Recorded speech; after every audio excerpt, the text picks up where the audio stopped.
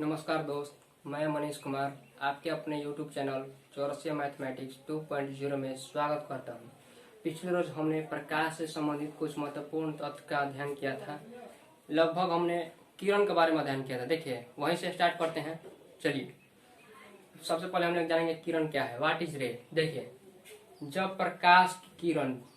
प्रकाश जिस माध्यम पर गतिशील अवस्था में होता है, जिस माध्यम से आता है या फिर आती हुई प्रतीत होती है हमें, और उसको हम लोग प्रकाश का किरण कहेंगे। प्रकाश को किरण को हम एक सीधी तीर के माध्यम से दर्शाते हैं, ठीक है ना। इस बात को नोट कर लीजिएगा। प्रकाश जिस सीधी मार्ग पर चलती है उसको हम लोग जिस माध्यम के द्वारा दर्शाते हैं, जिस सीधी तीर से दर्शाते हैं, और इसको हम लोग बोलेंगे प्रकाश का किरण, ठीक है। और उसके बाद हम लोग आगे बढ़ते हैं। किरण पुंज क्या है, देखिए।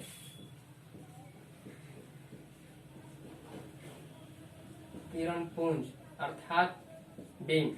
देखिए, प्रकाश के किरणों के समूह को हम लोग किरण पुंज कहेंगे। जब दो या दो से अधिक किरण आपस में मिलती है या फिर किसी बिंदु से निकल करके फैलती चली जाती है, और इसको हम लोग बोलेंगे प्रकाश का किरण पुंज, ठीक है। और प्रकाश का किरण पुंज निम्नलिखित 3 प्रकार का होता है। नंबर 1, अपसारी।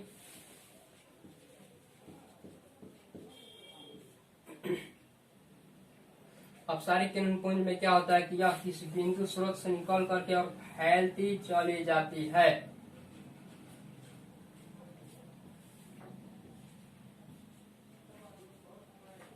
अपसारी किरण पुंज में प्रकाश की किरणें किसी बिंदु स्रोत से निकल करके और फैलती चली जाती है, निकलती और फैलती चली जाती है, ठीक है। और इसको हम लोग बोलेंगे अपसारी किरण पुंज, ठीक है। नंबर दूसरा हो गया आपका समांतर किरण पुंज। समांतर, देखिए, इसमें प्रकाश की किरणें अनंत से जब आती है तो एक दूसरे के समांतर होती है, समांतर तथा समान दूरी पर। अच्छा, समांतर किसको बोलेंगे? देखिए, आपने देखा होगा रेल की पटरियों को, लगता है कि आगे जाकर ये रेल की पटरियां एक दूसरे से सट जाती है, लेकिन ऐसा होता नहीं है, ठीक है। एक दूसरे के समांतर तथा समान दूरी पर होती है। जितना यहाँ पर दूरी है दोनों रेल की पटरियों के बीच में, उतना ही आगे जाइएगा उतना दूर पर भी रेल के पटरियों के बीच की दूरी है दोस्त। लेकिन आपको यहाँ से प्रतीत होता है, लगता है कि आगे जाकर के मिल गया है दोनों पटरी एक दूसरे से। अब जरा बतलाइए हमें कि अगर दोनों पटरी एक दूसरे में जाकर के सट जाएगा तो ट्रेन उलट नहीं जाएगा, ठीक है। इसलिए हमें ऐसा प्रतीत होता है कि ये दोनों जाकर के एक दूसरे से सट गया है, लेकिन ऐसा वास्तविक में होता नहीं है, ठीक है। तो प्रकाश की किरणें जब अनंत से आती है पृथ्वी पर तो एक दूसरे के समांतर तथा समान दूरी पर होती है, और इसको हम लोग बोलेंगे समांतर किरण पुंज। समझ में आया? आगे बढ़ते हैं। देखिए,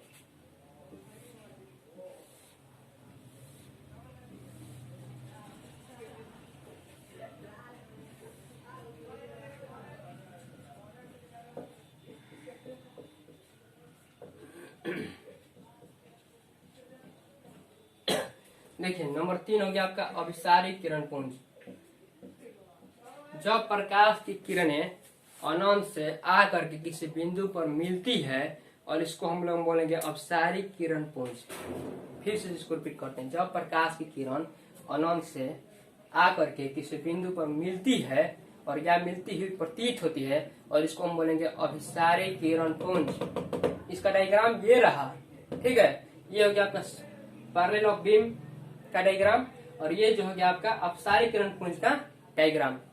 समझ में आया? आगे बढ़े, चलिए आगे बढ़ते हैं इसमें। इसके बाद हम लोग अध्ययन कर लेंगे पारदर्शक पदार्थ।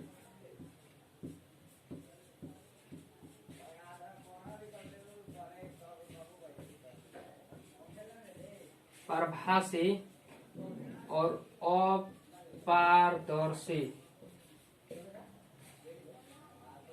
पदार्थ, बारी बारी से इसको अध्ययन करेंगे। देखिए, सबसे पहले हम लोग जानेंगे पारदर्शक पदार्थ क्या है। देखिए, दुनिया का वैसे सभी पदार्थ जिससे प्रकाश की किरणें आसानी से आ जा सकती है, मतलब एक छोर से प्रवेश करके दूसरे छोर की निकल जाती है, ठीक है। और इसको हम लोग बोलेंगे पारदर्शक पदार्थ। जैसे में हो गया आपका दूध, पानी। इन सबसे प्रकाश की किरणें जो है आसानी से एक छोर से दूसरे छोर पर आ जा सकती है। साफ पानी अगर ले लीजिए, कुआं, नदी, तालाब, कोई भी पानी ले लीजिए, देखिएगा आपको उसके अंदर का एकदम साफ साफ दिखेगा, अर्थात हमें तभी दिखाई देता है जब प्रकाश की किरणें उसमें प्रवेश कर जाती है पूरी तरह से उससे निकल जाती है। ठीक है, एक छोर से प्रवेश करेंगे उसमें पूरा अंदर तक प्रवेश कर जाती है, उसको हम लोग बोलेंगे पारदर्शक पदार्थ। इसका एग्जाम्पल हो गया साफ जल। ठीक है, नंबर 2 में आते हैं परभासी पदार्थ। देखिए दुनिया का वैसे सभी पदार्थ जिससे प्रकाश की किरणें बहुत कम मात्रा में प्रवेश करती है। ठीक है, प्रवेश तो करती है लेकिन बहुत ही कम मात्रा में, और इसको हम बोलेंगे पारभासी पदार्थ। ठीक है, आगे बढ़ते हैं। चलिए देखिए इसके बाद आ रहा है अपारदर्शक पदार्थ। देखिए दुनिया का वैसे सभी पदार्थ जिससे प्रकाश की किरणें प्रवेश ही नहीं कर पाती है, उसमें ना तो आती है नहीं जा उससे निकल पाती है, उसमें प्रवेश नहीं कर पाती है, एक छोर से दूसरी छोर पर आ जा नहीं सकती है, और इसको हम बोलेंगे अपारदर्शक पदार्थ। ठीक है, जैसे हो गया आपका लकड़ी, ईंट, पत्थर, इस तरह का बहुत सारा एग्जाम्पल हो जाएगा। परभासी पदार्थ का एग्जाम्पल हो जाएगा आपका तेल लगा हुआ कागज। अगर कोई भी कागज ले लिया और उसमें अगर तेल लगा है, ठीक है, तो अब उससे प्रकाश की किरणें बहुत ही कम मात्रा में प्रवेश करती है। अगर मान लीजिए सूर्य का प्रकाश, सूर्य उगा हुआ है और किसी कागज में तेल लगा करके, मान लीजिए सरसों का तेल ही ले लीजिए एग्जाम्पल, उसमें लगा करके और इस तरह से रखिएगा ना सूर्य सन ऑफ लाइट के बीच में, तो बहुत कम प्रकाश एक छोर से दूसरे छोर पर आती प्रतीत होती है, बहुत ही कम मात्रा की प्रकाश आती है, और इसको हम बोलेंगे क्या बोलेंगे, इसको पारभासी पदार्थ बोलेंगे। ठीक है, आगे बढ़े। चलिए इसके बाद हम लोग पढ़ते हैं प्रकाश के परावर्तन के नियम।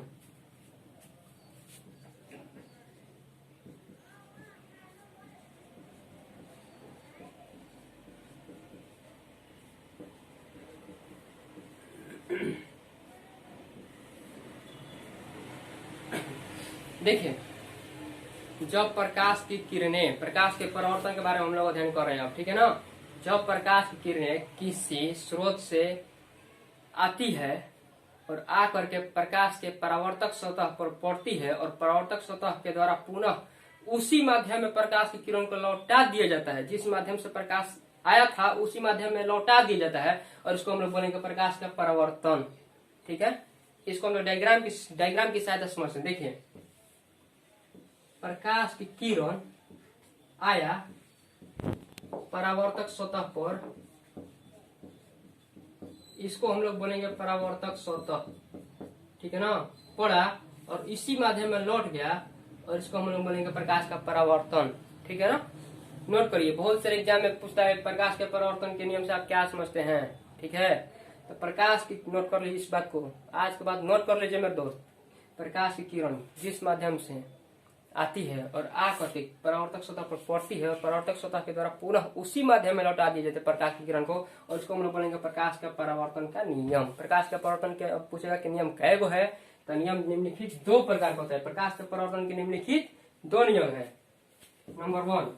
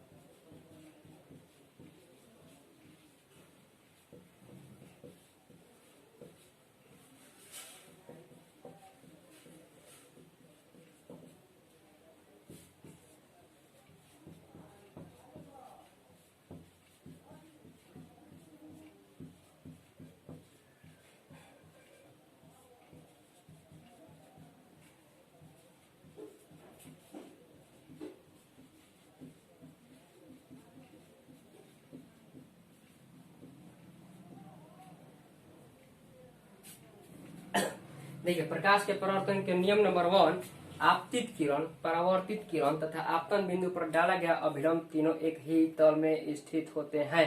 इसको डायग्राम के माध्यम से समझते हैं। देखिए आप जब प्रकाश की किरण किसी बिंदु स्रोत से निकल करके पृथ्वी तल पर आती है तो उसको हम लोग बोलेंगे आपतित किरण, और जिस बिंदु पर पड़ती है उसको हम लोग बोलेंगे परावर्तक सतह। इसको आपतन बिंदु भी बोल सकते हैं। जिस बिंदु पर यह प्रकाश की किरण आती है और आती प्रतीत होती, इसको हम लोग बोले आपतन बिंदु।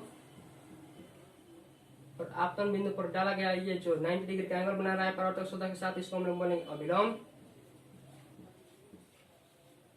ठीक है। और जब प्रकाश की किरण आपतन बिंदु के द्वारा लौटा दिया जाता है, और इसको हम लोग बोलेंगे परावर्तित किरण, रिफ्लेक्टेड ऑफ लाइट। ठीक है ना। देखिए, प्रकाश के परावर्तन के नियम नंबर 1 को डायग्राम की सहायता से हम लोग समझते हैं। देखिए, प्रकाश के परावर्तन के नियम नंबर 1 कहता है कि प्रकाश का आपतित किरण, देखिए आपतित किरण हो गया आपका ये आ रहा है, ठीक है ना। आपतित किरण आपतन बिंदु, देखिए तो प्रकाश की किरण जिस बिंदु पर पड़ती है परावर्तक सतह के जिस बिंदु पर प्रकाश की किरण पड़ती है, और इसको हम लोग बोलेंगे आपतन बिंदु। ठीक है ना। और आपतन बिंदु पर डाला गया अभिलंब, देखिए ये हो गया आपका अभिलंब, परावर्तक सतह के साथ 90 डिग्री का एंगल बना रहा है, और इसको हम लोग बोलेंगे अभिलंब। ठीक है ना। और प्रकाश की किरण आपतन बिंदु के द्वारा जिस दिशा में लौटा दिया जाता है, पुनः उसी दिशा में माध्यम में लौट जाता है। ठीक है ना। और जो लौटता है उसको हम लोग बोलेंगे परावर्तित किरण। जो किरण प्रकाश के परावर्तक सतह के आपतन बिंदु के साथ जो लौटा दिया जाता है, और इसको हम बोलेंगे परावर्तित किरण। तीनों एक ही तल में होते हैं। देखो तो आपतित किरण, परावर्तित किरण और अब डाला गया अभिलंब, तीनों एक ही तल में है कि नहीं, है ना, एक ही समतल में स्थित है ना। और इसलिए ये आपका प्रकाश के परावर्तन के नियम नंबर 1। ठीक है, आगे बढ़े। देखिए, नियम नंबर 2 बोल रहा है आपतन कोण जो होता है,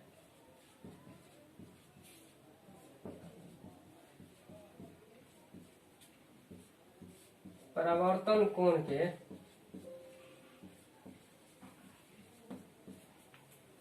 नियम नंबर 2 बोल रहा है प्रकाश के परावर्तन के, कि प्रकाश के परावर्तन के नियम नंबर 2 आपका ये रहा कि प्रकाश के परावर्तन के जो आपतन कोण है उस और परावर्तन कोण दोनों आपस में बराबर होते हैं। देखिए, आपतन कोण पहले किसको बोलेंगे, देखिए प्रकाश के आपतित किरण और परावर्तक सतह के बीच घिरे हुए एंगल को हम लोग बोलेंगे आपतन कोण।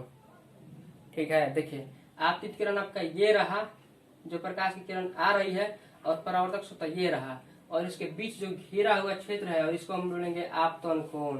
ठीक है ना, समझ में आया ना। चलिए आगे बढ़ते हैं। देखिए, और बोलेगा कि परावर्तन कोण किसको बोलेंगे। देखिए, तो प्रकाश के परावर्तक सतह और प्रकाश के परावर्तित किरण के बीच घिरे हुए क्षेत्र को, घिरे हुए एंगल को हम लोग बोलेंगे प्रकाश का परावर्तन कोण। समझ में आया कि नहीं। ठीक है, ये आपका रहा प्रकाश का परावर्तन। चलिए दोस्तों, अगर वीडियो आपको अच्छा लगे तो वीडियो को लाइक, शेयर, कमेंट, और सबसे मोस्ट इम्पोर्टेंट कि सब्सक्राइब जरूर करें। ठीक है ना, क्योंकि आपका एक सब्सक्राइब किसी का फ्यूचर बना देता है। अगर किसी आपके एक सब्सक्राइब करने से किसी का फ्यूचर ब्राइट कर देता है, तो आपके एक सब्सक्राइब करने में क्या जाता है। ठीक है ना। अगर आपको वीडियो अच्छा लगे तो अभी आप सब्सक्राइब करें, लाइक करें, वीडियो को अधिक से अधिक शेयर करें। जय हिंद दोस्तों।